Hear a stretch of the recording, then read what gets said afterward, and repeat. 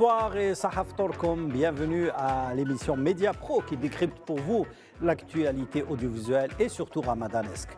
Ce soir, on va parler de la production égyptienne, Al-Moussalsalat Al-Masriya, et son impact justement sur le monde arabe et plus précisément sur le Maghreb.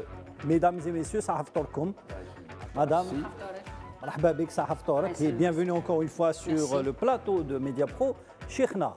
Aslama, Labas. Torkom. Tu vas bien.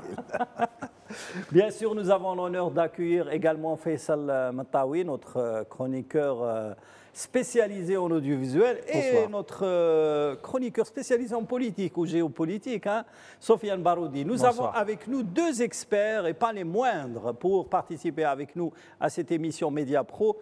Bien sûr, nous avons en direct du Caire notre ami Ahmed Aatef Dorra, qui est journaliste, critique de cinéma sur le grand journal Al-Ahram, mais également écrivain.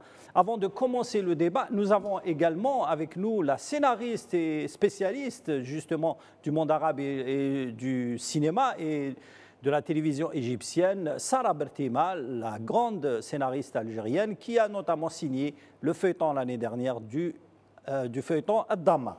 Alors, avant de commencer le débat, on va voir l'un des feuilletons phares de ce ramadan et qui a fait aussi bien polémique que fureur, c'est le feuilleton Al-Hachachin. On voit la bande-annonce et on revient au débat.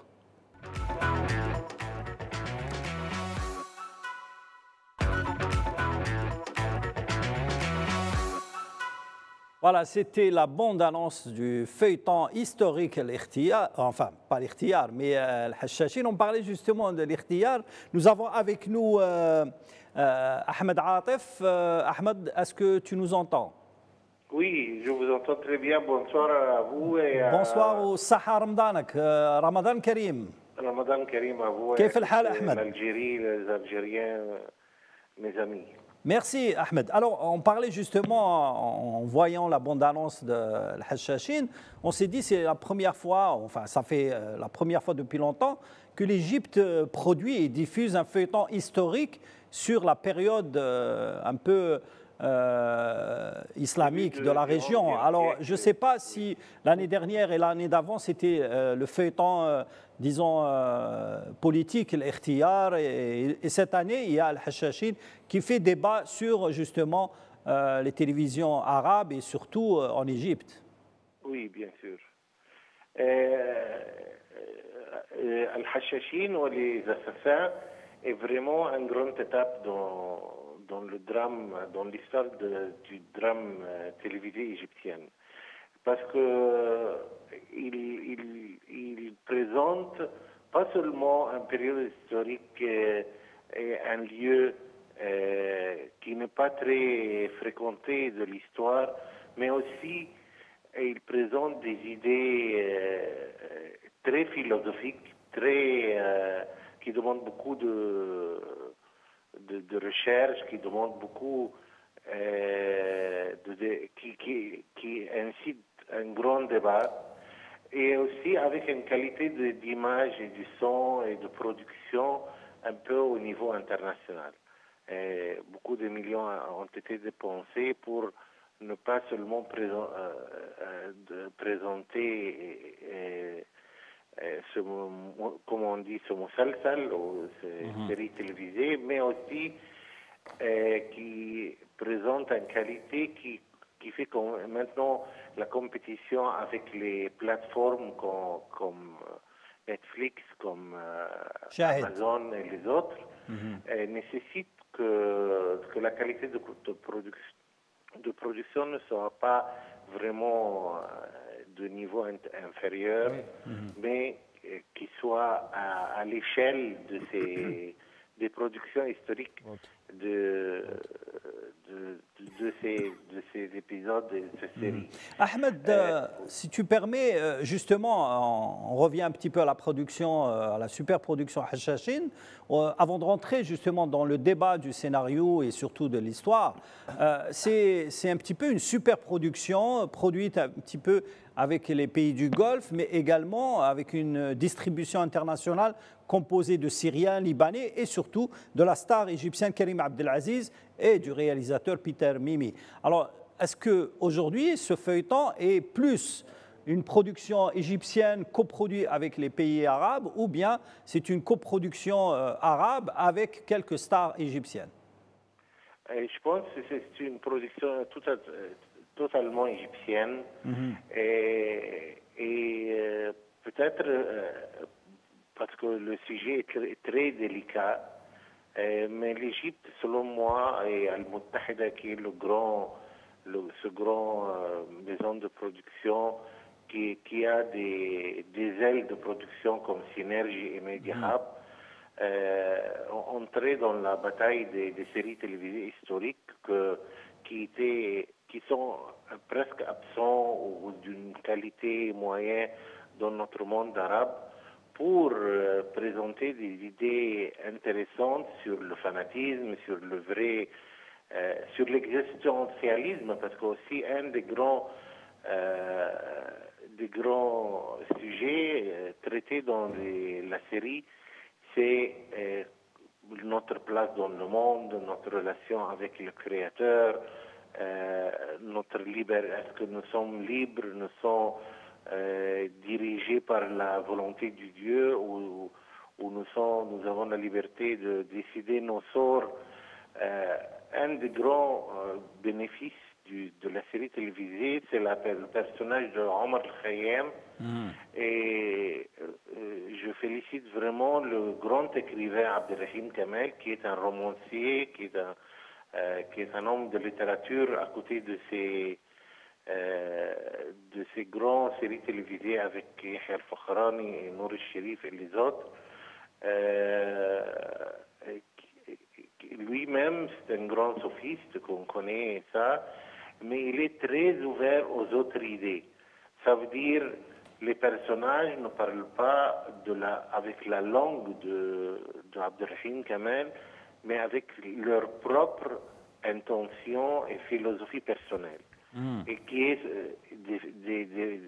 sont des personnages sophistiqués, pas simples, et pas seulement Hassan, mais aussi tous les personnages qui parlent, même ses adjoints, qui ne sont pas tout à fait manipulés par lui, comme le personnage Zayd ibn Sayhoun de Ahmed Aïd, qui aussi entre la liberté et la manipulation, et ce qui donne une grande valeur à cette série télévisée qui n'est pas juste une récite de l'histoire, mais aussi une recherche des idées de l'histoire. C'est pour cela qu'ils ont écrit sur le feuilleton qui est inspiré de l'histoire, pas qui raconte de l'histoire. Et ça, c'est un grand débat vraiment qui a commencé, que nous pourrons suivre. Ahmed, je voulais, ça c'est votre vraiment analyse en tant que critique. Je voudrais savoir, vous qui êtes en Égypte, aujourd'hui, l'accueil populaire égyptien sur ce feuilleton, sachant que vous avez une population importante de plus de 100 millions d'habitants qui suivent avec intérêt ce genre de feuilleton historique, sachant qu'il y a un engouement très fort justement des Égyptiens pour les feuilletons historiques. Comment a été accueilli ce feuilleton qui fait débat sur la religion, sur le soufisme, mais également sur l'histoire justement du monde arabo-musulman? Si nous allons prendre les réactions sur les réseaux sociaux, par exemple, on peut dire que la réception était très divisée entre un grand accueil et un grand amour des événements, des scènes, de la parole de production et des idées traitées, mais aussi parce que nous ne sommes pas habitués sur la série historique. Oui, le registre historique. C'est un grand débat. Moi, j'ai un grand ami qui est l'écrivain de Michael Hirst. C'est un scénariste anglais et qui a écrit plusieurs séries télévisées internationales comme Vikings. Vikings, ok. Et il m'a dit que chaque série télévisée que nous sommes en contact toujours, et chaque série télévisée qu'il présente, il y a un grand débat des gens qui refusent sa vision de l'histoire et qui nécessitent une certaine vision. Mais Hassan al-Sabbah, il n'y a pas une seule narratif qui est le juste. Parce qu'il n'y a pas un grand historien qui a vécu l'époque de Hassan al-Sabbah et a écrit ce qu'il a vu. Mais tous les narratifs ont été présentés après la mort de Hassan al-Sabbah au moins de 100 ans. Oui, oui. Mais il y a aussi des narratifs occidentaux qu'ils ont présentés des différentes visions de Hassan al-Sabbah, mais avec beaucoup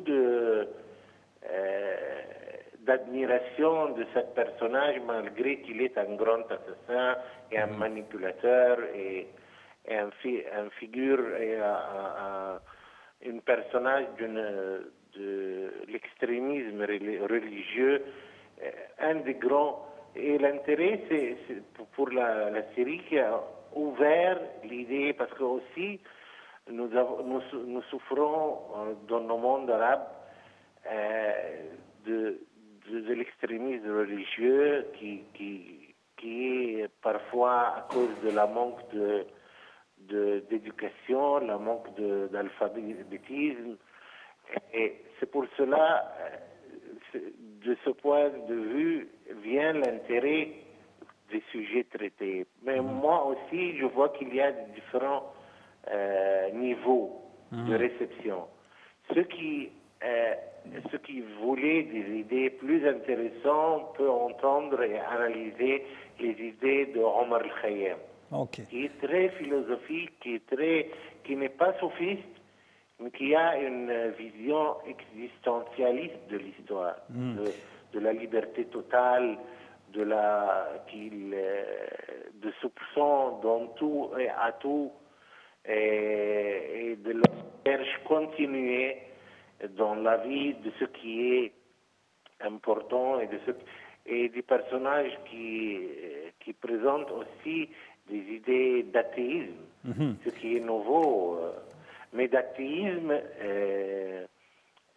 spécial. Merci. Il n'est pas athée totalement, il dit je crois en Dieu, mais il a des soupçons dans ce qui est de beaucoup de choses, dans le sort, de tout ce qui est divin. Vraiment, c'est un feuilleton intéressant à bouger nos esprits et nos idées, et ce qui a poussé vous-même à consacrer une émission sur cela. Mais je vois aussi que nous pouvons peser la valeur de ce feuilleton après la fin du Ramadan. Merci. Jusqu'à maintenant, je peux dire qu'il y a un succès. Merci beaucoup, Ahmed. Restez avec nous. On va revenir justement sur la production égyptienne durant ce mois sacré. Restez branchés avec nous. Alors, Faisal Matawi, comme l'a dit Ahmed Atif, le feuilleton, il y a aussi bien un succès populaire, mais également disons, un débat qui fait débat justement aussi bien chez les historiens, mais également chez les hommes politiques et les intellectuels égyptiens et arabes. Oui, parce qu'il ne touche pas seulement l'Égypte, pour qu'on soit bien précis. Oui, parce que Hassan Sabbah, au XIe siècle, à l'époque de la Fatimiyya Ubaydiyya, l'État fatimide, il y avait aussi les Seljiqa, les Seljoukites. Il n'était pas en territoire égyptien. C'est une histoire qui n'a pas été écrite. La série prétend écrire. Il le dit, Ahmed, qui a peu d'écrits justement sur son parcours, sur son action, et qui a eu 200 ans après, il y a eu des écrits, surtout occidentaux. Oui, les écrits orientalistes, mais qui sont tout à fait orientés, parce que déjà le terme assassin est très discutable. Le fait que Hassan Sabbah ait donné des ordres pour tuer des gens, parce que le premier épisode de Hachachine, on voit un soldat se jeter du haut d'une tour. Or, en islam, il est proscrit de se suicider. C'est l'une des règles de l'islam. Il a été influencé par Hassan Oui, al-Sabbah. on pense qu'il a été influencé parce que les écrits occidentaux... On dit endoctriné. Endoctrinés, parfois sont orientés, parfois... le feuilleton de Peter Mimi, il a été critiqué parce que c'est une vision, c'est une lecture du passé avec les visions du présent. Ça Pas mal, ça vise probablement des groupes politiques, religieux actuels en Égypte.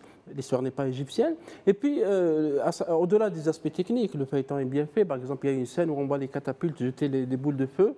C'était très bien filmé avec les effets spéciaux, donc, etc. sur le plan artistique, c'était une réussite. Hein. Mais c'est le fond qui pose problème. Maintenant, on pose la question sur la Hassan al-Sabbah, parce que certains pensent qu'il était comme ça, qu'il était sanguinaire, que les gens... Manipulateur, qu'il tuait. Pourquoi il tuait d'ailleurs et pourquoi il visait certains et pas d'autres? Est-ce que réellement il tuait avec l'ordre du chef, etc. C'est un débat. Et tant mieux qu'une série, par exemple, parce qu'après tout, c'est une fiction. Hein, c'est pas ni le cinéma ni le drama n'écrivent l'histoire. Ils peuvent supposer que ces faits ont eu lieu. On peut penser que c'est basé sur des faits historiques, mais est-ce que les faits ont eu lieu réellement? C'est un autre débat parce que les historiens, de toute façon, ils sont très divisés sur cette question de Hassan al-Sabbah qui a vécu donc, dans une période du XIe siècle, quelque part entre la Turquie et le monde persan. Et on la voit dans le feuilleton, et qui a eu de l'influence plus tard. Moi, je voudrais écouter l'avis de notre académicienne et spécialiste de l'histoire et de la culture. Madame, que signifie Hachachin? D'où vient ce mot? Pourquoi cette appellation qui a un petit peu terni l'image des musulmans et des Arabes à cette époque-là? Il n'y a pas plus tard qu'hier, je lisais un commentaire en anglais qui disait que Hachachin, c'est hashish users ou la consumers, ça veut dire les gens qui consomment le hashish. Le groupe a été inspiré un jeu vidéo Assassin's Creed. C'est l'un des plus grands succès, généré des milliards de dollars. Tout à fait, oui, allez-y. Donc, d'abord, l'appellation, le titre du film est très attractif. Quand on dit Hachachin, il y a beaucoup de gens qui ont plusieurs façons de voir le titre, comment il est d'abord. Ensuite, quand on parle d'interaction de plusieurs contextes, par exemple le contexte perse, Fatimide, Seljoukides, attention parce que les Seljoukides avaient une certaine vision et un certain rôle dans l'histoire.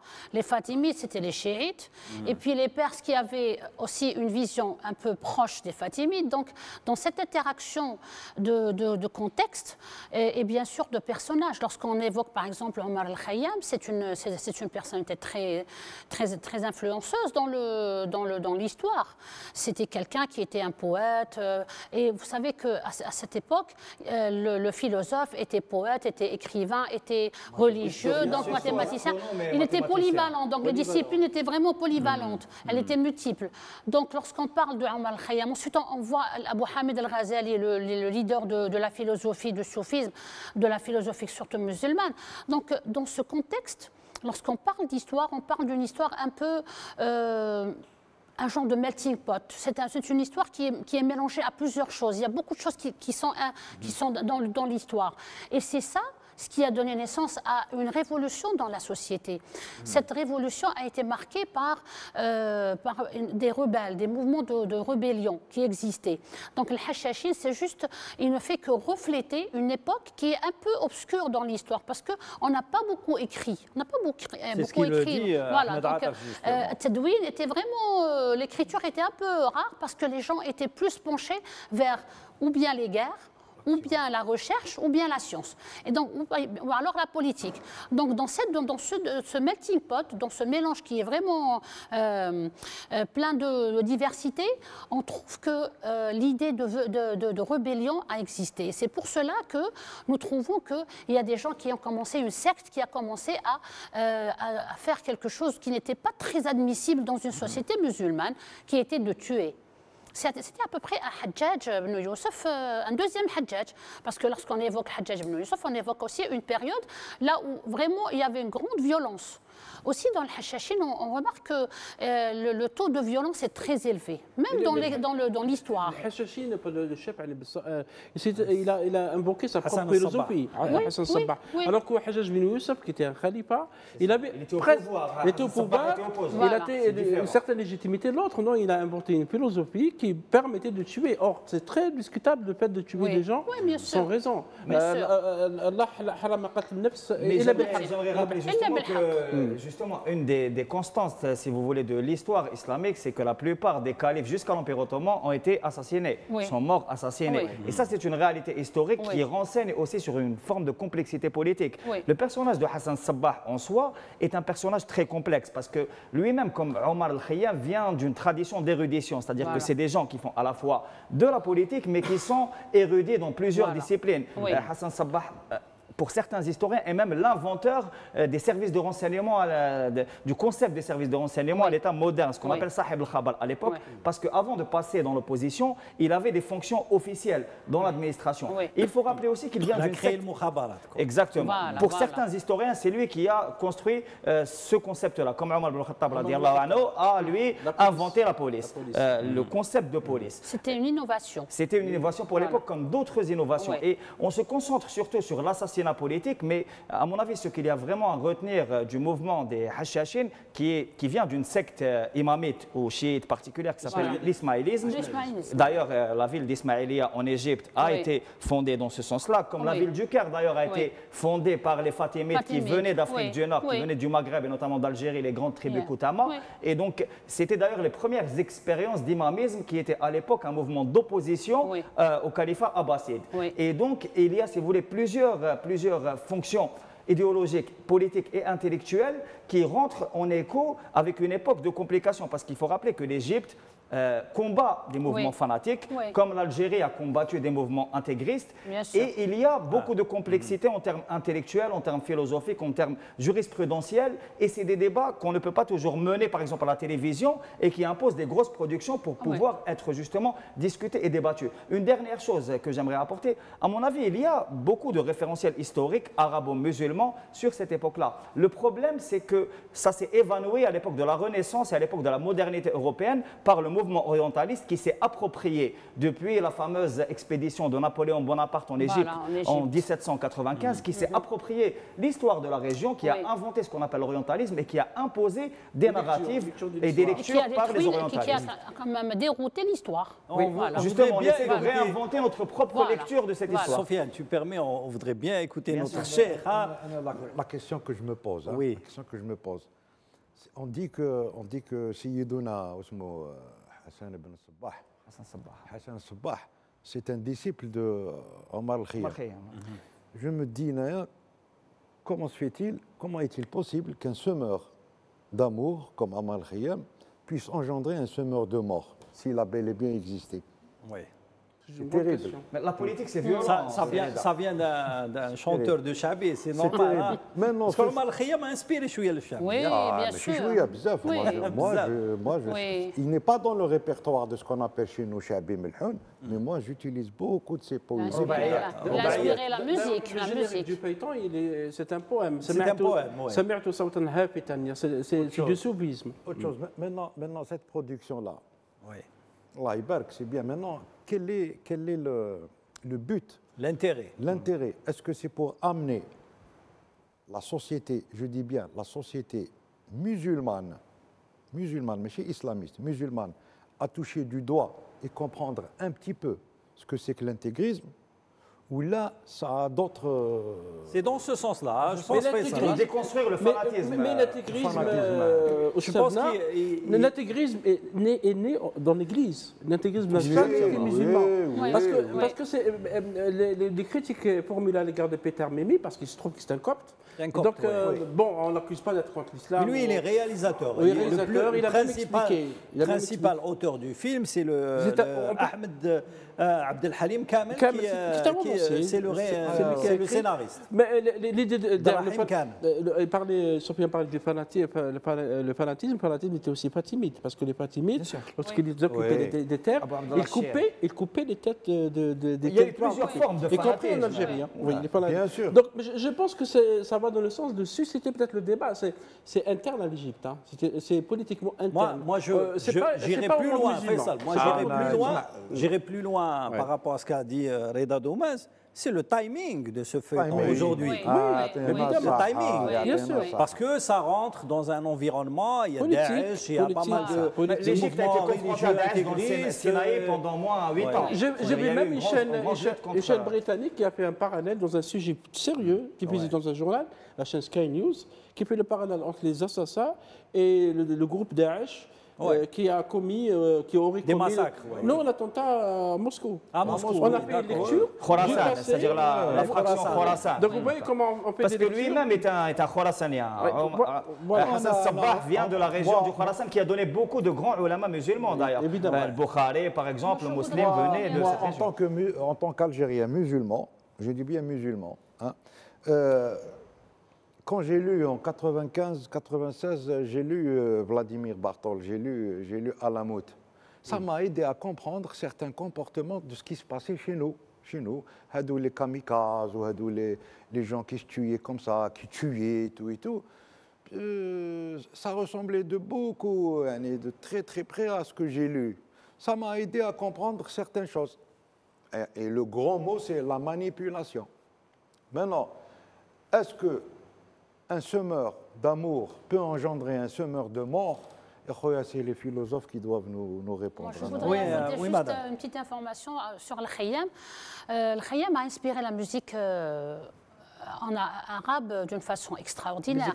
Par exemple, أفق خفيف الظل هذا السحر نادى دع النوم وناغي الوتر فما أطال النوم عمرا ولا قصر بالأعمار طول السهر. Ça a été chanté par Kulthum, c'est magnifique. Donc là, ce que j'ai lu, ce que j'ai pu déduire aussi, c'est que peut-être qu'on a voulu même déformer l'image de Omar al-Khayyam, qui est vraiment une légende dans la poésie. Je suis vraiment étonnée de voir que quelqu'un qui a, comme a dit M. Domas, qui a semé l'amour et la paix, puisse donner naissance à une génération de terroristes quand même. C'est assez aberrant. Je pense que le concept de terrorisme était un peu exagéré pour l'époque. C'est-à-dire que le terrorisme est un mode opératoire particulier connu dans l'histoire moderne. Ce qu'il y a à savoir aussi, c'est qu'il y a une complexité de l'époque à saisir, notamment au niveau politique. Il y a une profusion de mouvements dissidents. Et Omar al-Khayyam lui-même était intellectuellement dans une forme de dissidence avec son époque. Omar al-Khayyam, il est établi qu'à ce jour, sa tombe est fleurie de roses rouges à longueur d'année. Oui. Mais sur Omar Khayyam, une dernière chose.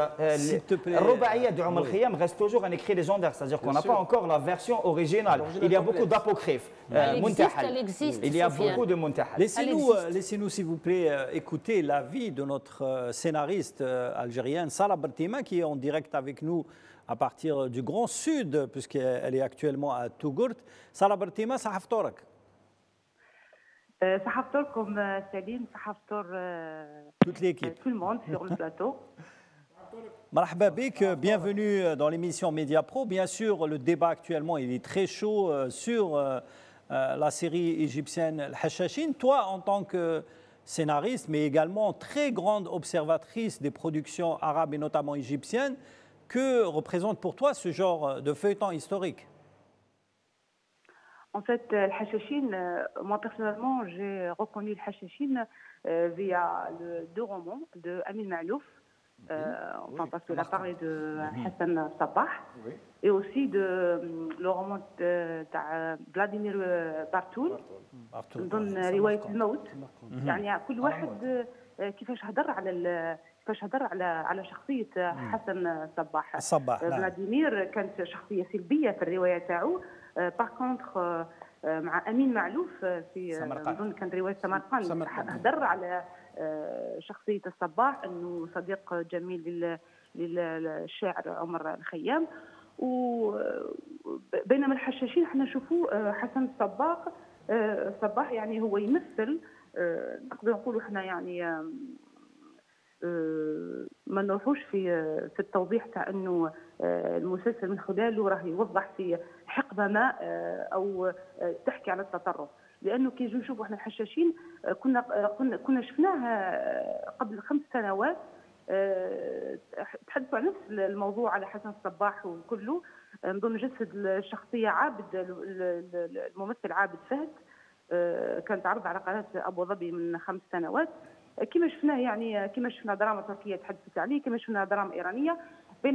بينما هنا في مسلسل حشاشين هذا العام يعني من انتاج سينرجي المنتج تامر حسني والمتحده، انتاج مشترك مع المتحده للانتاج الاعلامي، تحدثوا على الحشاشين. احنا شفنا يعني الشخصيه، انا على حسب رايي الشخصي في الاول كنت نشوفها ايجابيه، ومن بعد في الحلقات هذه الاخيره نشوف فيها يعني شخصيه متلاعبه. يعني الحشاشين اللي غنشوفوه حاليا انه مزج ما بين كيفاش حطوا يعني في روايه عن موت للمؤلف فلاديمير بارتول، وكذلك مزج ما بين واش حط امين معلوف الكاتب لروايه سمرقند اللي حكى عليها على شخصيه حسن الصباح.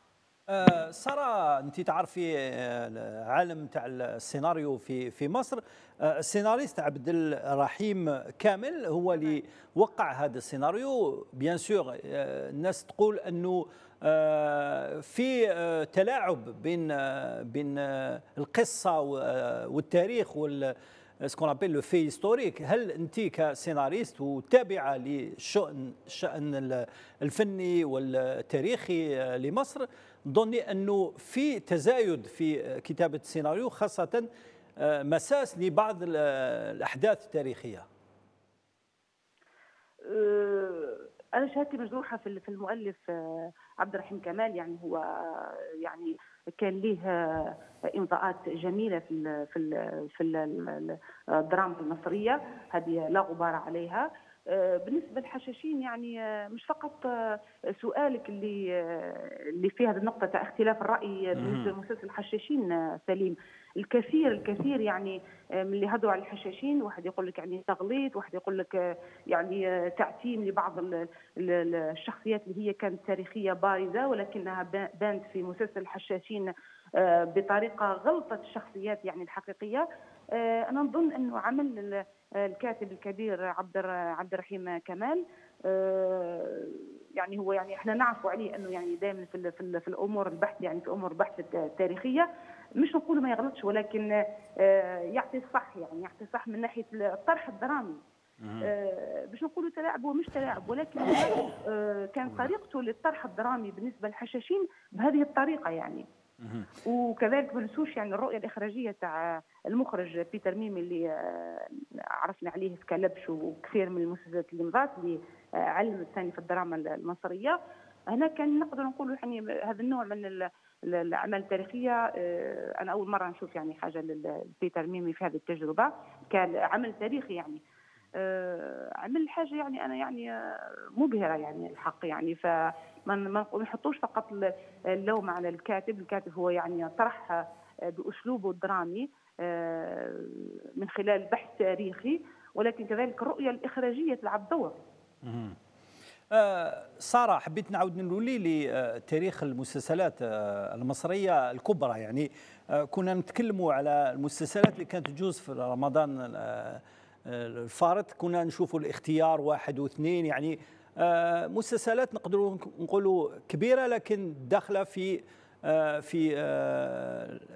كما يقولوا الزمان المعاصر. لكن أول مرة الإنتاج التلفزيوني المصري ياخذ بعين الاعتبار هذا الحقبه من التاريخ ويدير انتاج ضخم حول نقدروا نقولوا فتره كبيره من العالم الاسلامي. ومن وقت مسلسل الجماعه من هذاك الوقت ما داروش اعمال دينيه. يعني هو معروف على انه المتحده للانتاج الاعلامي دائما يعني تعمل خرجات يعني مش تفاجئ بها، ولكن يعني توقع امضاء يعني يعلم على الموسم الرمضاني. نرجع برك للسنه قبل سنتين بالنسبه للمسلسل الاختيار بموسميه، كان طبعا من انتاج المتحده للانتاج الاعلامي اللي هي دائما نفس الشركه، يعني سي لا ميم سوسيتي، نفس الشركه تابعه للدي ام سي. وكما نعرفوا انه كانت فيه يعني نظن كانت 34 مليون جنيه مصري او 30 مليون جنيه او مليون دولار يعني نظن يعني كانت مليون دولار ميزانيه ضخمه جدا يعني. ميزانيه ضخمه يعني للمسلسلات العربيه يعني عموما. ايه المسلسلات العربيه. لا هو يعني تقدر تقول يعني اذا كان الجهه الانتاجيه يعني فارضه نفسها مثل المتحده يعني وتقدر على ميزانيات ضخمه وانها تنتج عمل مثل الاختيار او غيره، فيكون يعني حتما انه حيكون العمل هذا مسنود من جهه يعني باش يقدر يحط عمل جبار كما هذا. ما يتجرأش يعني منتج يعني هكذا يعني انه يعمل خاصه في الموسم الثاني من الاختيار يعني كان الموضوع جد يعني ما نقولوش شيء ولكن يعني موضوع كان حساس يعني باش يتحط، ولكنه اندار في الدراما المصريه وتعرض ولقى صيت يعني انذاك. يعطيك الصحة سارة، قعدي معنا نعاودوا نولوا لو ديبا ونكملوا حول النقطة الأخيرة la dernière ligne droite du feuilleton Hachachine. Ce feuilleton est avant tout une réussite technique, artistique énorme. Faisal, moi je voudrais intervenir sur le fait que ça a été diffusé sur quelques télévisions arabes, notamment égyptiennes, DMC, mais il n'a pas été diffusé sur d'autres télévisions arabes. Oui, parce que... Est-ce qu'il y a une certaine hésitation à diffuser ce genre de feuilleton sur des télévisions, notamment les télévisions algériennes, par exemple? De toute façon, le drama historique, ou bon, certains l'appellent le drama religieux, qui est lié à l'histoire de l'islam. Contrairement au feuilleton Omar, qui a été multidiffusé sur plusieurs pays, notamment l'Algérie, la Tunisie, mais également les pays musulmans comme la Jordanie, la Syrie, et même les pays comme le Liban. Oui, Omar a été une super production sur le monde musulman, sur l'un des Khulafa Rachidin, qui a fait un grand succès sur le monde arabe. Et contrairement à Hachachine, qui s'est un peu ghettoisé en Égypte, mais aussi quelques plateformes, plateformes VOD. Parce qu'Omar, c'est une réalisation de Hatem Ali, qui est un grand réalisateur syrien, et il a fait beaucoup de feuilletons. Je rappelle que ce n'est pas une production égyptienne. Oui, c'est un réalisateur syrien qui a pris beaucoup de temps pour réaliser. Une production saoudi-qatari à l'époque, NBC et Qatar TV. Omar, c'est Omar ibn Khattab, qui est un califat de l'islam. C'est une personnalité consensuelle dans le monde musulman. C'est pour ça que le feuilleton passe partout. Ce n'est pas le cas de Hassan Sabbah, parce qu'il y a des divisions historiques, des divisions madhabiya, doctrinaires, des divisions culturelles, civilisationnelles, et donc parfois il y a des lignes éditoriaux qui peut-être percutent un peu les choix artistiques. Si tu te souviens un petit peu du feuilleton Hassan al-Hussein, qui sont un petit peu les petits-fils, les fils de Ali, qui ont été assassinés dans la bataille de Karbala. Hussein a été assassiné à Karbala. Hassan a été plus tard, autre chose. L'essentiel. Cette frange de l'histoire n'a pas été diffusée dans toutes les télévisions arabes. Certains rejettent ce genre de production, d'autres hésitent sur le plan historique, d'autres la prennent en charge. C'est ça ce que je veux dire. Oui, parce que dès qu'on aborde des personnalités ou des personnages connus de l'histoire de l'islam, il y a des divisions. Il y a certains religieux qui sont fanatisés ou fanatiques, qui ne veulent pas du tout qu'on montre des prophètes, ou peut-être comme c'était le cas pour Youssef, le feuilleton Youssef qui a été production iranienne excellente, parce que les chiites ont peut-être une autre vision qui diffère un peu des sunnites sur ce plan. Diffusée seulement en Tunisie, dans le monde arabe. Je pense qu'elle a été diffusée, oui. En Tunisie seulement. C'est un feuilleton, mais malgré sa qualité artistique indiscutable, extraordinaire. Et la même chose pour Omar, qui est aussi un grand feuilleton.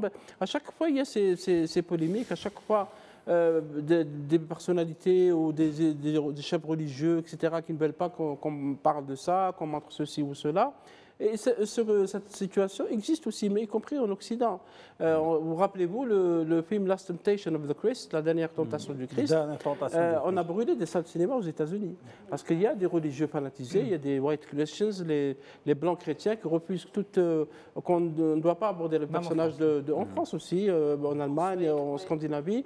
Donc c'est des sociétés, je ne dirais pas que c'est un tabou, mais c'est des sujets qui sont sensibles. Et c'est pour ça qu'il y a beaucoup de producteurs, ça a parlé des producteurs et du financement.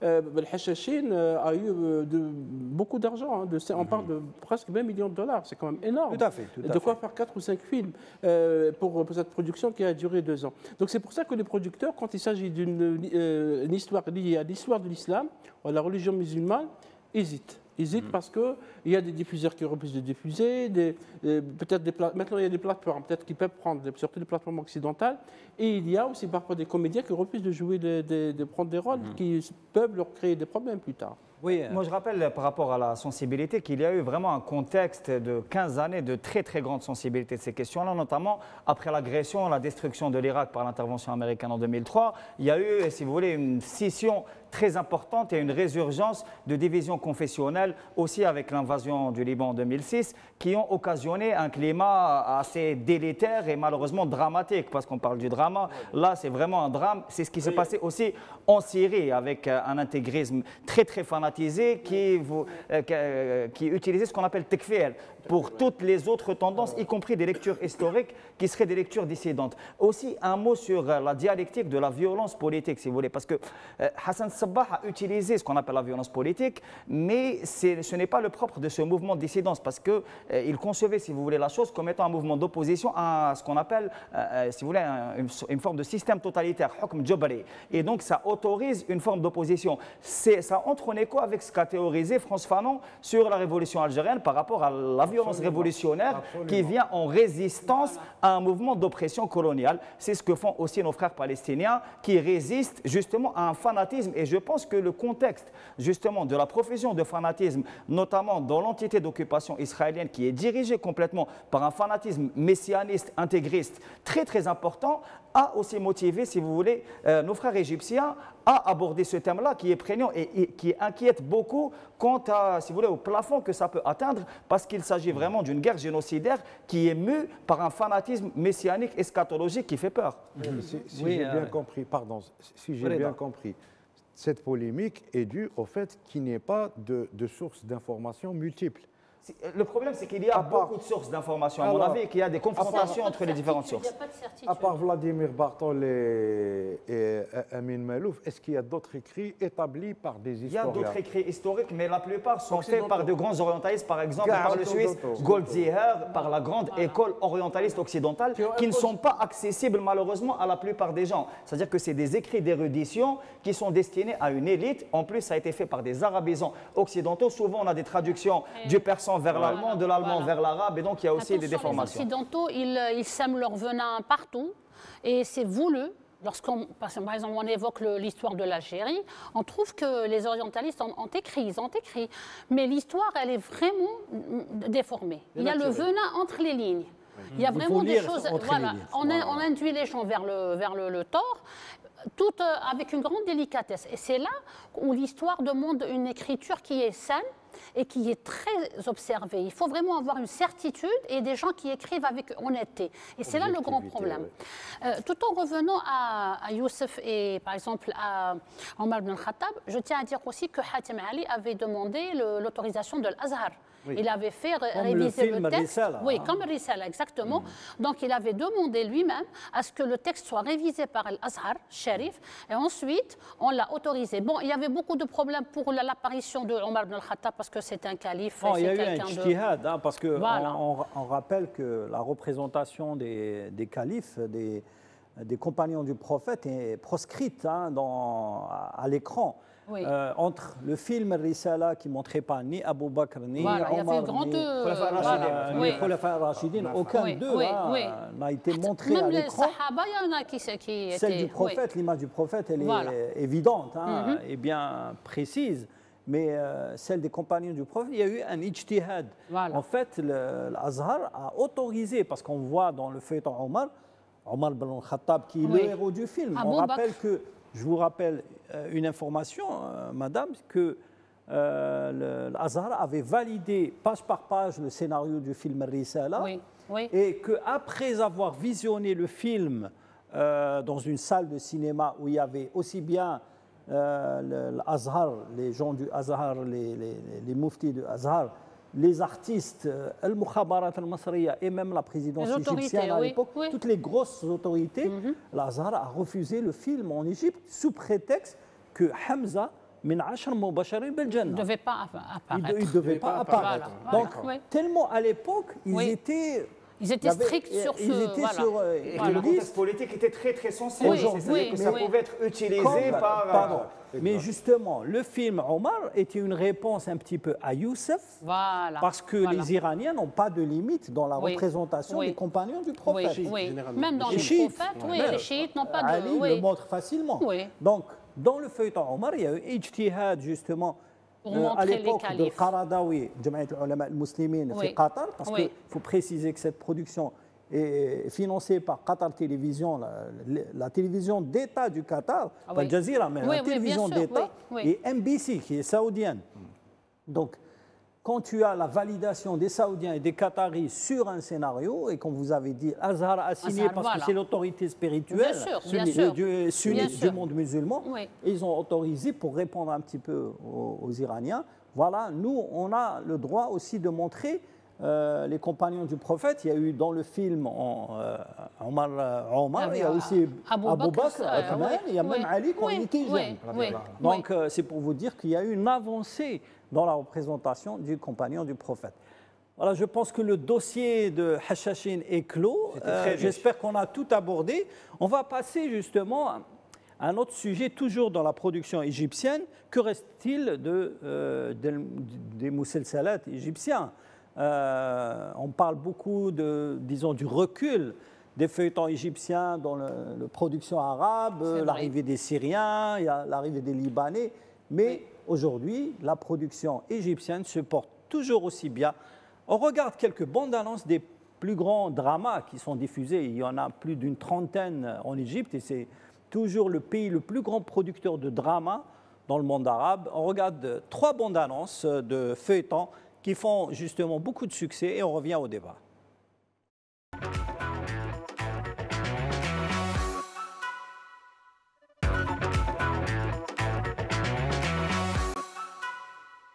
Voilà, c'était 3 bandes annonces de feuilletons Cobra, Atwala ou Al-Muallim, 3 feuilletons qui ont fait justement fureur sur le plan audiovisuel égyptien, mais aussi sur les plateformes. Actuellement, il y a beaucoup de plateformes Washit et également Shahid qui sont très suivies par les téléspectateurs égyptiens. On va appeler en direct du Caire Ahmed Ataf. Est-ce que tu es avec nous, Ahmed?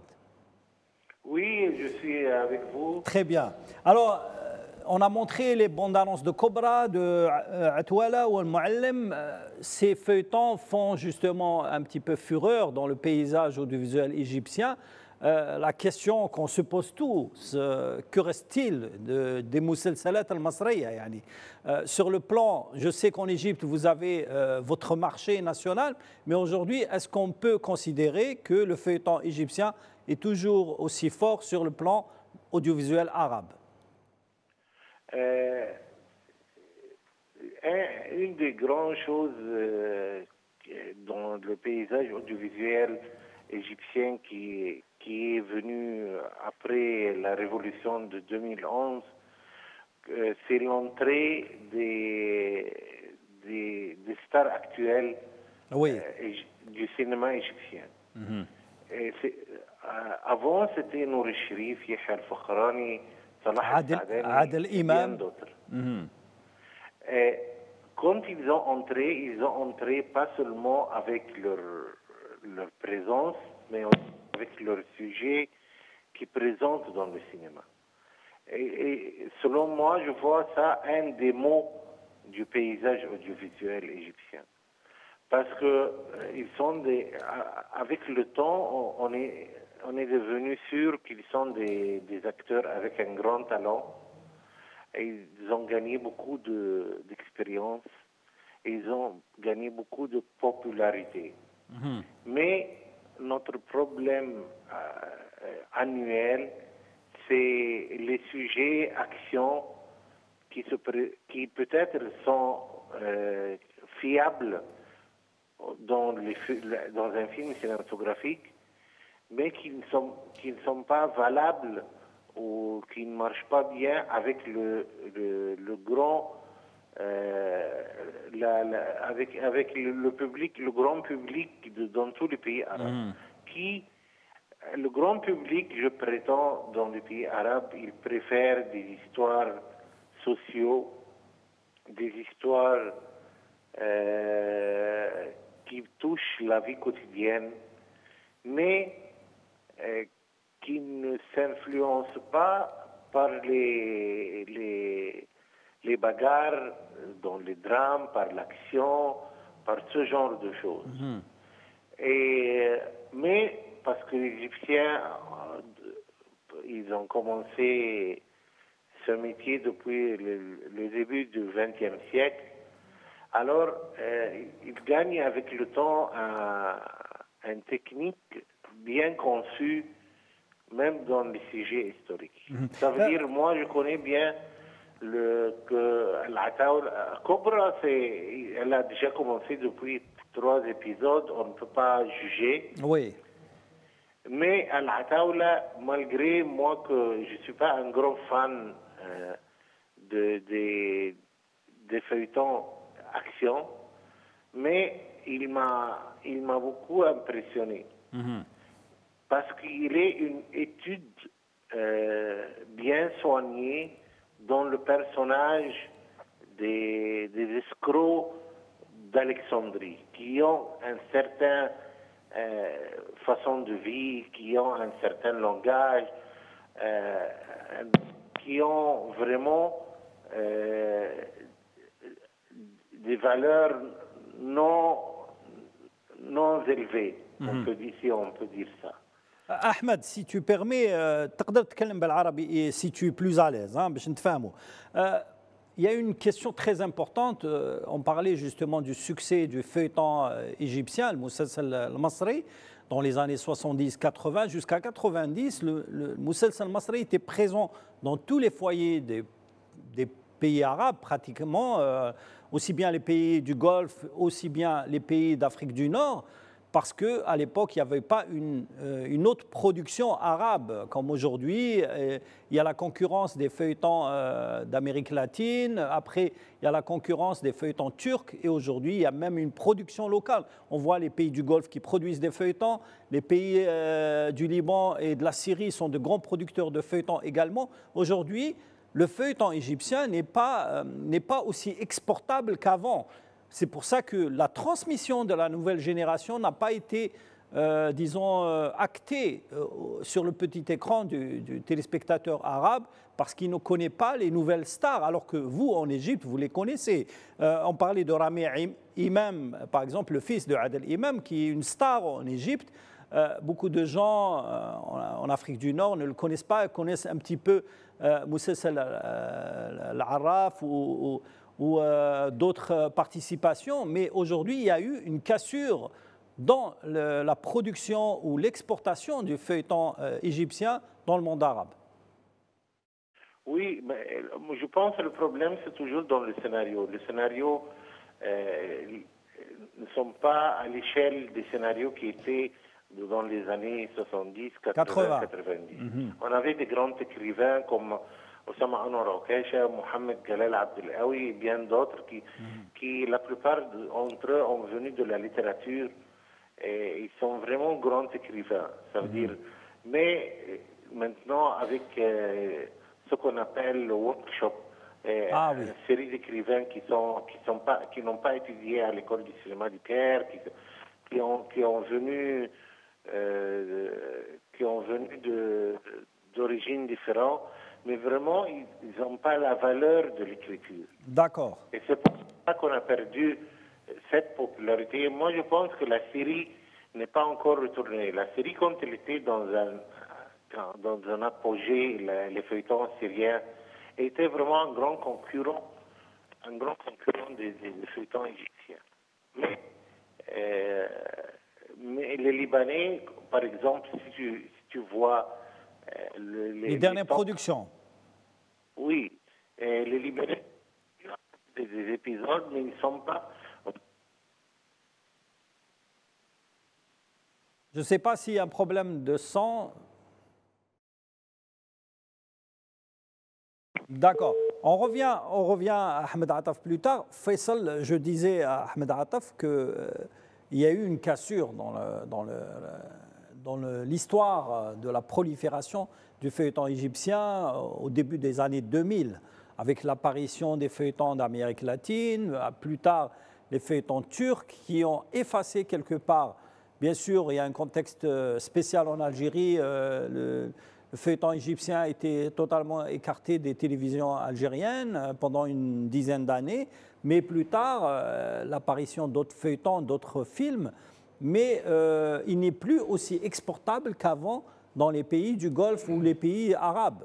Parce que beaucoup de pays Et c'est ça qui a contribué à l'effacement de l'ancienne génération et la non-connaissance de la nouvelle génération. Oui, le drama égyptien ou le feuilleton égyptien est fortement concurrencé. C'est vrai qu'à un moment donné, il y avait le monopole. La posture de domination parce que l'Égypte a une base industrielle. Il a un marché, un gros producteur de feuilletons et de cinéma. Oui, parce que il a une base industrielle cinématographique. C'est pour ça qu'en Algérie, il est nécessaire d'avoir une grande industrie cinématographique pour avoir beaucoup de drama, beaucoup de comédie. Mais il y a des pays, ils ont une industrie audiovisuelle, mais ils n'ont pas d'industrie cinématographique. C'est le cas de la série, par exemple. Je pense que l'industrie cinématographique... Non, en Syrie, il y a quand même une grande entreprise publique qui produit des films.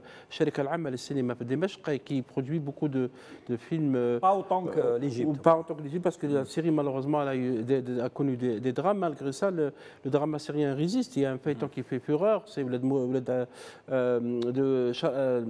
Racha Sharbachi. On va revenir justement là-dessus. L'Arbaji, Tej, beaucoup de feuilletons qui font parler des feuilletons historiques. Par certains historiques, certains sociaux, inspirés parfois de faits réels, des drames syriens aussi. Le drame irakien, il est toujours là. Même la Libye s'est mise à... La Libye, oui, tout à fait. Il y a un feuilleton sans parler des Algériens qui produisent de plus en plus oui, de la Libye, drames, parce qu'on est étonné pourquoi... Parce qu'il y a quand même une petite industrie libyenne, malgré la difficulté qu'on connaît ce pays. Bent el-Am, un feuilleton qui sur Shahid et qui fait parler de lui. Il est bien mené. Et aussi, il faut noter aussi qu'il y a d'autres pays qui, dans le cadre du soft power, de l'influence, beaucoup de pays en dehors de la zone arabe ont commencé à doubler, notamment la Turquie, en syro-libanais depuis quelques années. Il y a aussi les Mexicains, à un moment donné, c'était le cas en Algérie. Il y a les Brésiliens, maintenant il y a les Coréens, il y a les Chinois, et même les Japonais se mettent à doubler en arabe les feuilletons, parce que le feuilleton c'est aussi arabe classique et arabe classique et parfois d'arabe, ça dépend des dialectes. Il y a parfois le syro-libanais, le marocain, le tunisien et parfois l'Irakien, même le khaliji, parce que même dans les khalij, justement, tu me donnes l'occasion de poser une question. Pourquoi, par exemple, les Marocains ont une grosse audience des feuilletons turcs parce qu'ils sont doublés en derja, maghribi, marocain. Oui. Sur la deuxième notamment, les feuilletons turcs là-bas, ils sont totalement doublés en derja marocaine. Oui. Pourquoi nous, on n'a pas essayé de doubler les feuilletons? Il y a eu quand même... des tentatives. Non, il y a eu une seule tentative avec un feuilleton turc diffusé sur la chaîne Shorouk, oui. qui a eu un gros succès, mais depuis, il n'y a pas eu d'expérience dans ce sens. Je pense qu'il faut aller vers le doublage. On avait un moment les Tunisiens ont essayé aussi de faire ça avec Nesma TV notamment. Nesma TV, on a un centre de doublage qui existait à l'époque à Orange, je ne sais pas s'il existe toujours, qui relevait de la télévision. Beaucoup plus les dessins animés. Dessins animés, mais on peut aller vers le doublage parce que c'est une industrie le doublage. C'est vraiment une industrie. Tout à fait. Il y a des sociétés qui derrière aux États-Unis. D'ailleurs, pour l'information, pourquoi les productions d'Amérique latine et notamment turques sont allées vers la Syrie? Parce que les sociétés de doublage étaient moins chères que les sociétés égyptiennes. Alors qu'en Algérie, c'est une industrie à développer. D'abord, il faut utiliser les voix parce qu'il y a beaucoup de voix. Nous avons des voix, je pense qu'on peut utiliser les voix de la radio, etc., pour doubler des comédiens. Et parfois aux États-Unis, lorsque le film sort, maintenant il y a les plateformes aussi, les plateformes qui vous offrent des doublages parfois automatiques, des sous-titrages. Le film est doublé en plusieurs langues parce que ça rentre dans le cadre de la soft power américain, de l'influence américaine. Ils ne veulent pas que leurs films soient uniquement en anglais, mais il faut qu'ils soient en coréen, en persan, en chinois, en mandarin, etc. Ahmed a parlé tout à l'heure des scénarios et il a remarqué pourquoi le drama égyptien, il y a quand même 30 feuilletons cette année, hein, c'est une grosse production. C'est énorme, ouais. Et ce qui est nouveau en Égypte depuis 2 ans, c'est qu'il y a les feuilletons de la première moitié du Ramadan et ceux de la deuxième moitié. Par exemple, le feuilleton Faraoula qui fait parler de lui actuellement, c'est une comédie, a commencé à être diffusée depuis le 15 Ramadan. Il y a aussi Khaled Nour Khaled qui parle aussi de fantastique. Il y a beaucoup de fantastique dans le drama aussi égyptien ces dernières années. Par exemple, El Meddah qui parle qui est une série style exorciste. Exorciste, etc. Mais il y a aussi ce qui est un fait. On va voir la bande-annonce plus tard. La série Peaky Blinders a beaucoup inspiré dans le monde arabe, curieusement. Par exemple, Al-Ataoula, je pense qu'il est inspiré de Peaky Blinders. Ces mafiosi qui sont dans des quartiers. Peaky Blinders, c'était des mafias irlandaises. Ouais. Al-Ataoula, ça se passe en Alexandrie. Il y a Oulad Moufida qui était en Tunisie et qui a aussi inspiré Oulad al-Halal. Faisal, je voudrais passer la parole à Ahmed Ataf qui nous écoute, je suppose. Vous êtes là, Ahmed? Oui, je suis. Alors, je passe la parole à Faisal Matawi, qui est notre chroniqueur vedette sur l'émission Média Pro, qui souhaiterait,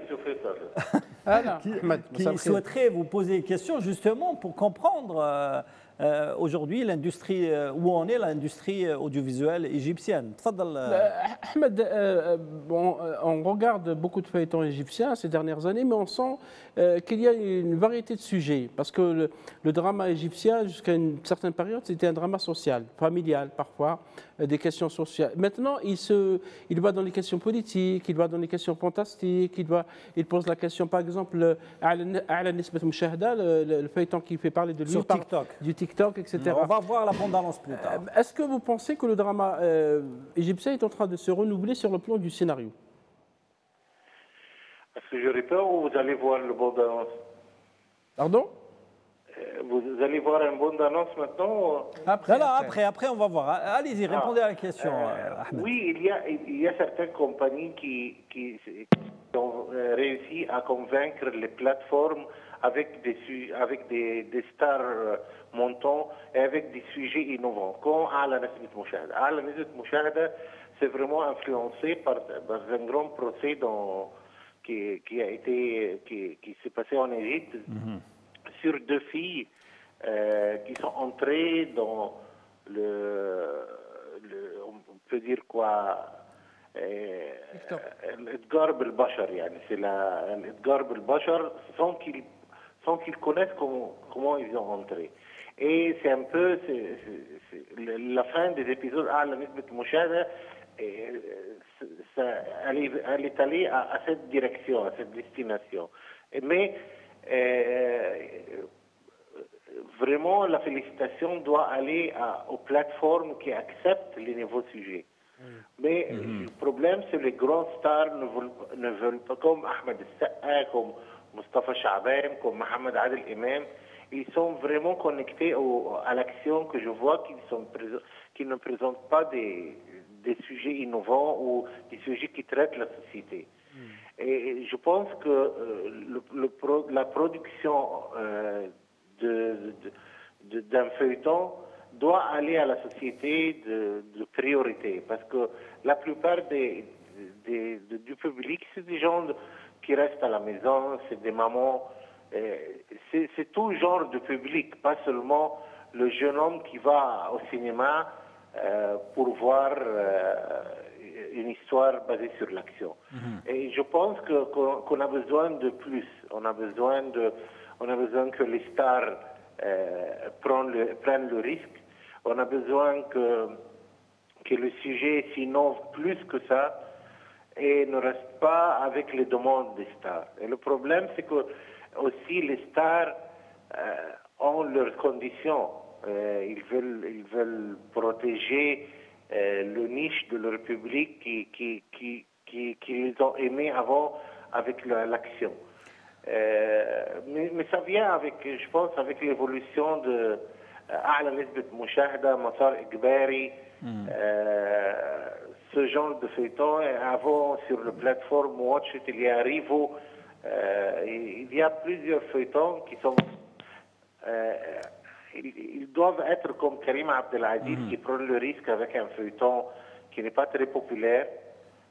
Karim Abdelaziz est un star de premier degré, mais quand il accepte quelque chose comme Hassan al-Sabbah, comme le Hachachine, c'est vraiment un pas très courageux. Ahmed, je voudrais revenir un petit peu sur un choix important du public. Aujourd'hui, est-ce que aujourd'hui la télévision, notamment les télévisions d'État et quelques télévisions privées, notamment ONTV ou DMC, ont plus de succès d'audience que les plateformes comme Shahid, comme Watch It ou d'autres? Besoin de quelqu'un qui nous fait une étude. Une étude de sondage, oui. Il y avait dans les 15 dernières années une agence qui s'appelle Ipsos. Elle avait ses moyens scientifiques à avoir le nombre de public dans chaque épisode et elle était très crue de la plupart des gens qui travaillent dans le métier. Mais maintenant, on a besoin vraiment d'une étude qui nous dit est-ce que les plateformes... moi, je pense que les plateformes ont beaucoup évolué au niveau du public. Le public, maintenant, avec aussi les prix de l'Internet n'est pas assez élevé comme en Europe, par exemple. Alors, les gens peuvent payer pas beaucoup d'argent pour voir les feuilletons sans pub. Et ça va évoluer avec le temps. Avec le temps, les grandes chaînes de télévision ne vont pas être les mêmes et la priorité sera aux plateformes, je pense. Par exemple, on n'a pas parlé de... Il y a une plateforme qui s'appelle Stars Play. Stars Play, oui. Stars Play, c'est la plateforme de Dubaï, mais aussi il a un feuilleton très intéressant sur Sir al-Hilaliya, écrit par Abdelrahim Kamel, l'écrivain de Hachachine, et Nasr Abdelrahman, le grand scénariste aussi, et co-écrit par les deux.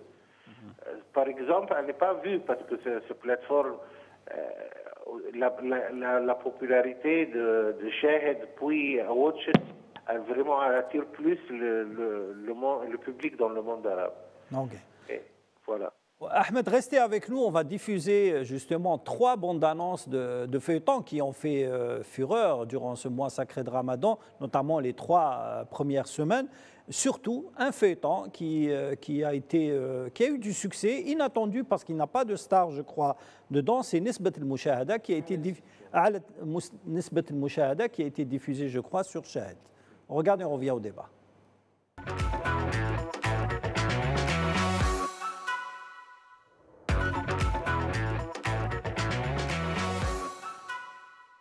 Voilà, c'était 3 bandes annonces à la Nisbat Mushahada sur Shahid, mais également à l'Imperator Tmim et surtout Al-Maddah. Ahmed Atef, vous avez vu, je crois, ces 3 feuilletons qui ont justement marqué le paysage audiovisuel égyptien.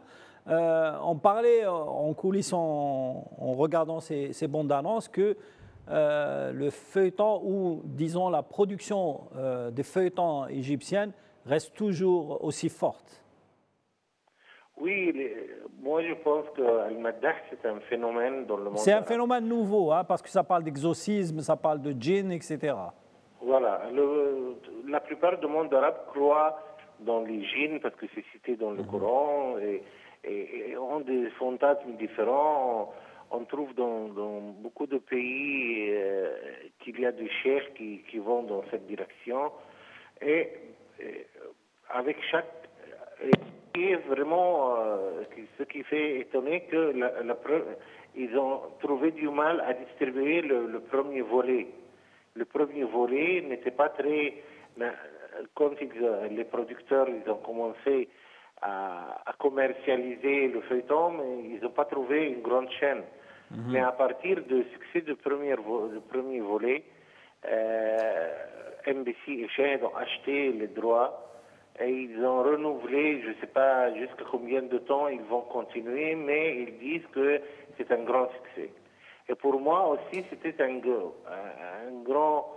je me suis très étonné par le succès de Hamad Ahlel. Hamad Ahlel n'était pas un grand acteur. Les feuilletons qu'il a fait avant cela, il n'y a pas un niveau de jeu d'acteur professionnel, mais comme il a changé complètement son peau dans le Maddah, il est très doux, très pacifique, il joue avec beaucoup de confiance. Et ça, c'était nouveau pour nous. Et une des grandes raisons de succès de le Maddah, c'était Hamad Ahlel, qui était un chanteur, Ahmed. C'est un chanteur. Il a fait quelques films, mais il a fait 5 aussi feuilletons avant le Maddah, qui n'ont pas marqué. Qui n'ont pas marché, ni les films, ni les feuilletons. Mais il est persévérant et il voulait vraiment s'évoluer. Je ne sais pas est-ce qu'il a pris des cours de acting coach, de jeu professionnel avec un acting coach ou non, mais il a beaucoup évolué. Et aussi les acteurs qui sont avec lui, ils sont vraiment soit Kamal Abouraya, soit Heba Magdi, soit Sahar Saïr. Ils sont vraiment des acteurs confirmés qui savent vraiment jouer. Et la série a marché avec vraiment une grande surprise. C'était une grande surprise parce qu'il n'était pas un star de télévision, Hamad Ahlel. Quant à la c'est la grande découverte. La grande découverte, d'après ce qu'on... C'est la découverte de cette saison. De cette saison, justement. Oui, et c'est une belle découverte, en plus. Parce qu'on ne peut jamais, avant cette saison, croire que Salma Boudif et Layla Zahir, qui sont dans leur année comment dire, ils sont dans le début de leur carrière, ils peuvent être à cette échelle de sensibilité, à l'ombre dans leur jeu d'acteur. Et c'est vraiment aussi, ils sont des grandes raisons parce que le feuilleton est basé sur le personnage de Shaima qui joue Salma Boudif et le personnage de Nesma El Charisma qui est joué par Layla Zahir, qui est vraiment débutante. Elle a fait des choses comme ça, comique, léger, mais jamais un grand rôle très sophistiqué comme elle a joué. Alors, et aussi ça prouve, quand on donne la chance à des nouvelles idées, aussi la réalisatrice Yasmine Ahmed Kamel, elle n'a fait qu'un seul feuilleton avant cela. Et ce feuilleton et son idée, basée sur l'idée originale d'elle, et aussi elle est la réalisatrice. Et félicitations aux producteurs qui ont cru à Yasmine Kamel, qui ont cru à Salma Boudif et Layla Zahir, et qui ont sorti le cheveu noir de saison de Ramadan. Ahmed, est-ce que c'est le fait que c'est un sujet actuel qui parle justement des réseaux sociaux et l'influence de TikTok dans la société égyptienne qui a un petit peu boosté le succès de cette série, qui est passé 15 épisodes seulement? Voilà. Et aussi, un des phénomènes de cette année, c'est le nombre de feuilletons de 15 épisodes, a beaucoup augmenté. Ça veut dire qu'on a vu que 2-3 dans la saison passée, par exemple, mais cette année, il y a aussi le feuilleton comique Ajral Sha'a, il y a cela, il y a Khaled Nour qui a commencé, je sais pas, je peux pas juger son niveau. C'est aussi ce qui double le nombre de feuilletons chaque année et ce qui donne plus de chance au talent. Mais je pense que Shahid et l'NBC, ils acceptent des sujets vraiment innovants. J'espère vraiment que Al-Muttahida aussi s'ouvre sur des voies différentes et ne reste pas connecté aux demandes des stars. Justement, en parlant de stars, moi je voudrais vous poser la question sur l'absence de certains stars durant ce ramadan. Bien sûr, le plus grand absent de ce ramadan, c'est le grand Adel Imam, qu'on dit qu'il a stoppé sa carrière artistique. Est-ce que vous pouvez nous dire un mot sur justement cette grande star du cinéma et de l'audiovisuel égyptien? Qui ne renouvelle pas beaucoup dans le temps, parce qu'il a commencé avec des rôles très très petits, des rôles vraiment pas évolués, et il a marché pas à pas, il s'est évolué avec le temps de rôles seulement comiques, avec des sujets. Il a pris l'initiative de parler à Mohamed Khan, de lui dire pourquoi vous ne travaillez pas avec moi, je gagne beaucoup d'argent pour les producteurs. Et il a voulu s'innover tout le temps. Il a fait des pièces de théâtre dans Assiout, où il y avait beaucoup de l'extrémisme là-bas et les groupes fanatiques.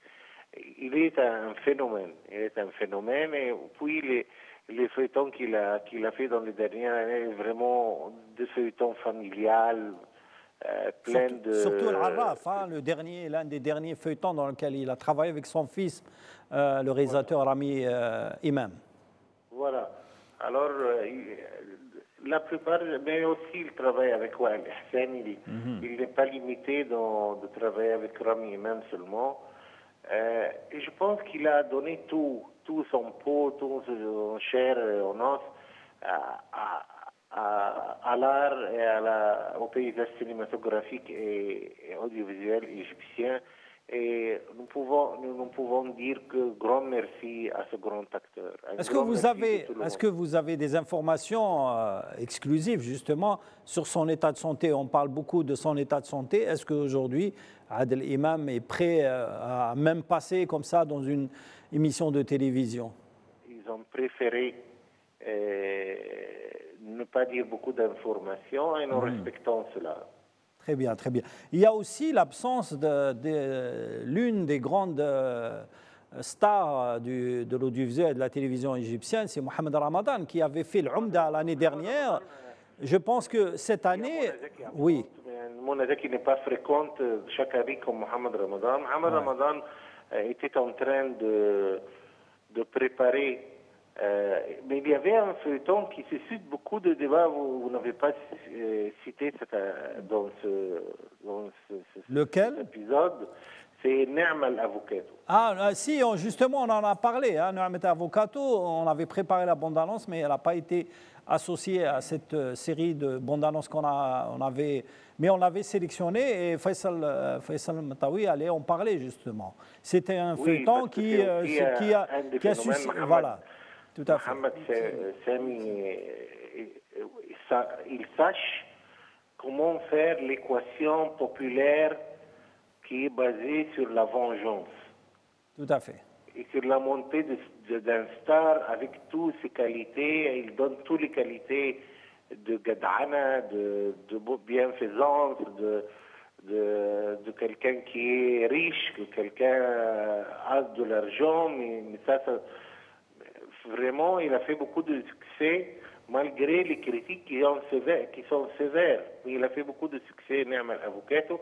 Il est bien sûr le créateur de Mohamed Ramadan l'année passée, Ga'far al-Umda. Il était en train de préparer Ga'far al-Umda numéro 2, mais ce qu'on connaît, que le réalisateur et Mohamed Ramadan ont trouvé le scénario qui demande beaucoup de travail en plus. Ils n'ont pas pu aller à la production cette année. Une dernière question, si tu permets, Ahmed. Justement, toi, en tant que... Moi, je voudrais te donner la parole en tant que réalisateur et technicien, parce que je rappelle que tu as réalisé 2 longs métrages cinéma. Aujourd'hui, l'influence des grands cinéastes comme Youssef Chahine et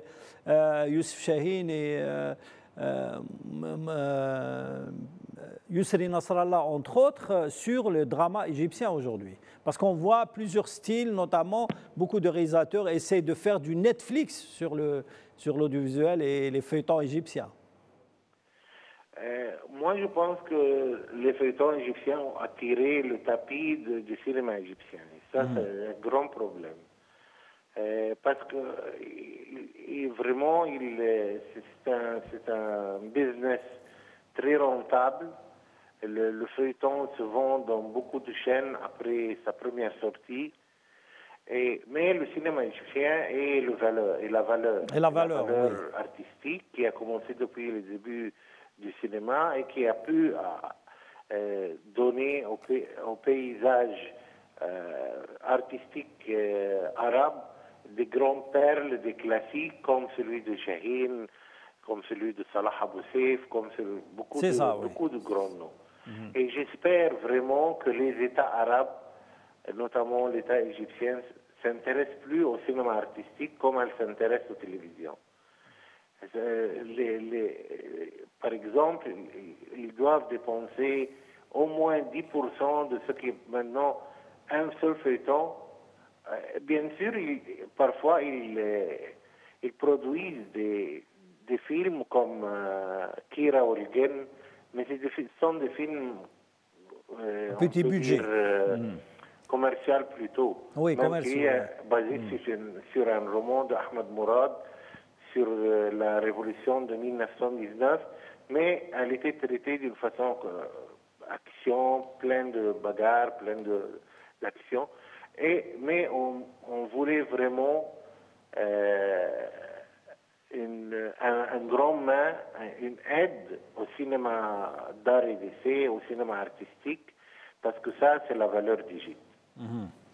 Merci beaucoup, Ahmed, d'avoir participé avec nous à cette émission Média Pro consacrée justement les feuilletons égyptiens. J'espère, je vous souhaite une bonne fin de Ramadan. Aïd Moubarak d'avance. Merci beaucoup à vous et à tous les Algériens et à vos amis dans le studio. Merci beaucoup. Alors, messieurs, vous avez vu les bandes annonces aujourd'hui. On peut dire que le feuilleton égyptien reste encore aussi fort qu'avant, mais il reste dans les thématiques et surtout les sujets très société égyptienne. Disons des nouvelles thématiques, parce que ce que disait Ahmed, c'est vrai que les plateformes maintenant, comme Shahid qui veut concurrencer Netflix. Oui. Netflix, il a presque 200 millions d'abonnés. Je rappelle que Shahid est une plateforme de MBC. MBC saoudienne. C'est une plateforme de VOD saoudienne. Saoudienne aussi, la plateforme Watch It, il y a aussi la plateforme Style Plays. Effectivement, maintenant, les plateformes sont en train d'imposer de nouveaux sujets. De nouvelles thématiques, explorer de nouvelles pistes. Par exemple, Ala Nisbat Mouchahada de Yasmine Ahmed Kamel, qui est réalisatrice, avec une jeune scénariste, Samar Taher. C'est une jeune équipe. Samar Taher, et Ahmed l'a rappelé que c'est un petit peu son histoire qu'elle a racontée dans le film. Oui, c'est ce qu'on appelle Génération 2.0. Même les comédiens, voilà, par exemple Selma Abou Dhaïf ou Leïla Ahmed Zahar, parce que Nasma et Shayma sont des sœurs qui vivent dans un quartier populaire égyptien, sont pauvres, la maman prépare des repas pour gagner un peu de la vie, ils n'ont pas de gaz, le papa travaille dans un magasin d'antiquités.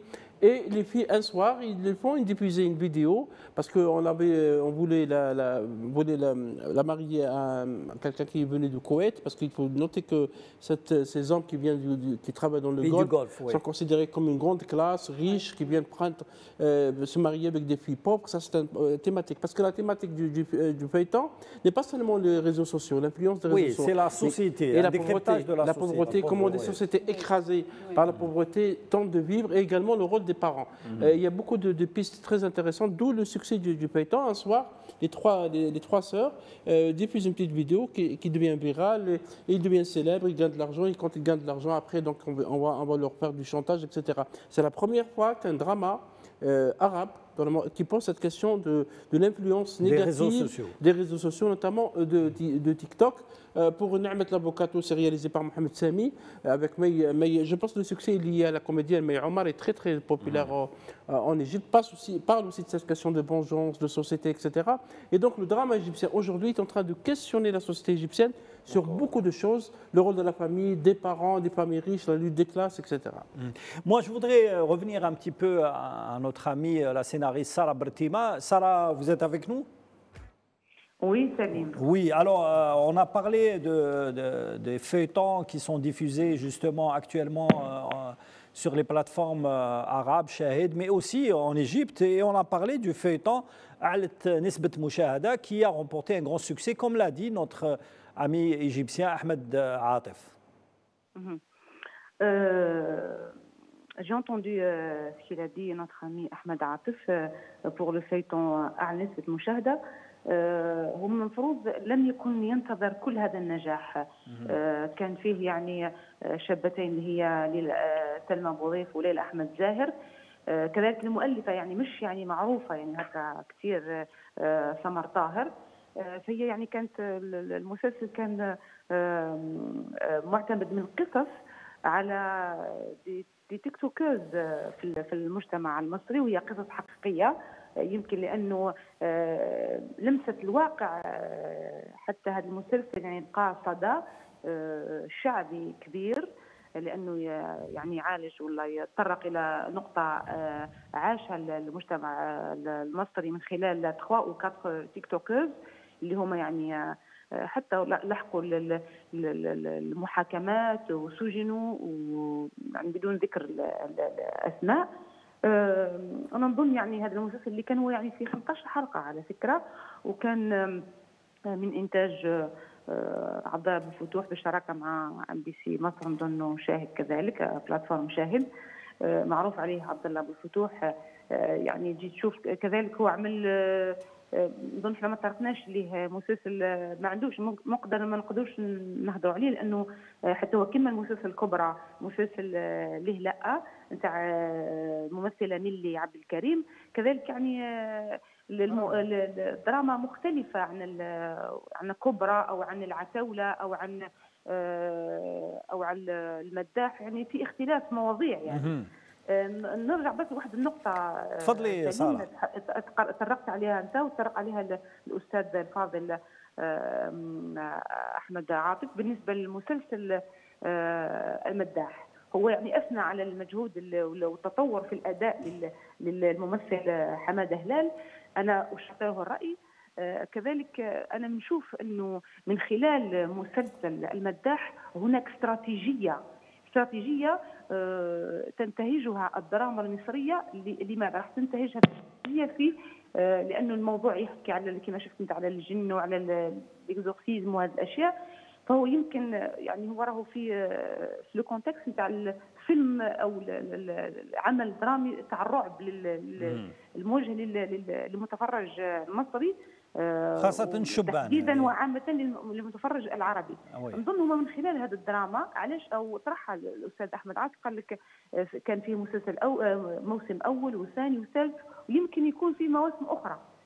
فأنا نقول لك يعني من وراء هذا المسلسل هما راهم يحضروا يعني لتعريف المتفرج المصري بالدراما الرعب يعني، ولكن دون الخروج عن الهويه المصريه. هم بداوا بالمداح اللي هو يحكي على الجن ويحكي على الثقافات المتداوله في المجتمع العربي، انه نحن نؤمن بها انها موجوده في القران ويعني وفي المعتقدات الشعبيه تاعنا، ولكن هم راهم يحضروا في الجيل هذا الجيل انا نسميه الجيل الرقمي يعني تاع التيك توك تاع السوشيال ميديا تاع المواقع، باش يكون يعني فيلم رعب مقرون بالمؤثرات البصريه تسكي افي سبيسيو يعني سبيشال افكت مؤثرات كله. فهم يعني علاش مددوا الى 3 مواسم ويمكن راح تكون اكثر كذلك كما اسلف احمد عاطف لانهم يخلقوا ثقافه هذه الافلام الرعب ولكن للاجيال القادمه الاجيال الرقميه. ساره حبيت نسقسيك جوستومون كونت اون بارل دو لا برودكسيون عرب خاصه المسلسلات المصريه بنسقسيك على الانفلونس تاع لا برودكسيون ايجيبسيان على الدراما الجزائريه. انت بيان سور تابعتي كل المسلسلات والدراما المصريه وكانت عندها شويه اون بو دير دي ريفيرونس، عندك دي ريفيرونس على في لي سيناريو اللي تكتبيهم اجوردي. اسكو الدراما المصريه عندها انفلونس على الدراما المغاربيه وخاصه الجزائريه؟ اكيد لانه ما دام تكون عندها انفلونس اكيد لانه لماذا؟ لانه الدراما الجزائريه ما انتهجتش الصناعه الخاصه بها. كي نقول الصناعه الخاصه بها اللي هي تطرح او تعكس حنا المواضيع اللي يشوفها المتفرج الجزائري، خاصه المواضيع الاجتماعيه لدراما سوسيو. ايه نهضروا على الدراما سوسيو، ما دمنا نخدموا دراما احنا يعني جزائريه استنساخ من درامات يعني عربيه او اجنبيه، وما عندناش دراما اللي كما نقولوا اللي تنتمي الينا نوعا ما، فما نقدروش نعملوا صناعه للسوق نتاعنا يعني اللي هو يعني يتلقاه المتفرج.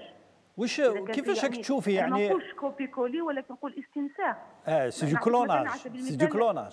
سليم نعطيك على سبيل المثال، مثلا ما نهضروش على الدراما، مثلا نهضروا على الدراما